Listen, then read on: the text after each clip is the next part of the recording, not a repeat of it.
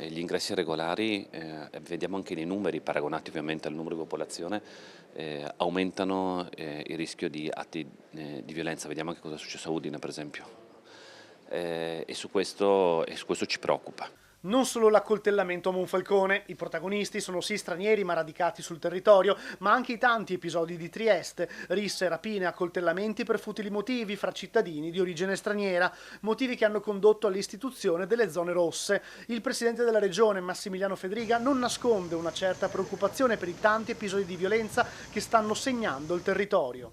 Non a caso devo dire che in grande accordo con le prefetture e con le questure ci sono degli interventi molto importanti per il controllo del territorio, dall'altro stiamo cercando anche di mettere in campo delle misure preventive e su questo stiamo lavorando anche come regione e con istituti di ricerca per capire anche come intervenire. È necessaria la repressione e chi fa demagogia e dice non serve la repressione mente, è necessario siccome anche la prevenzione e su questo stiamo lavorando. Poi un commento sul ritorno alle province. A 2 anni dalla legge prodotta in Consiglio regionale, il presidente Fedriga attende ancora l'approvazione in Parlamento.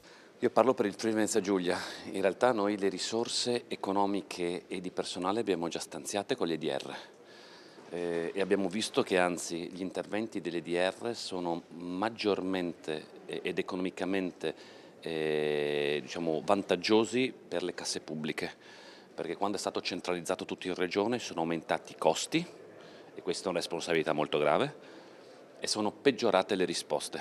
Io ho visto, mi ricordo benissimo quando siamo arrivati con le UTI, gli interventi di manutenzione nelle scuole totalmente fermi.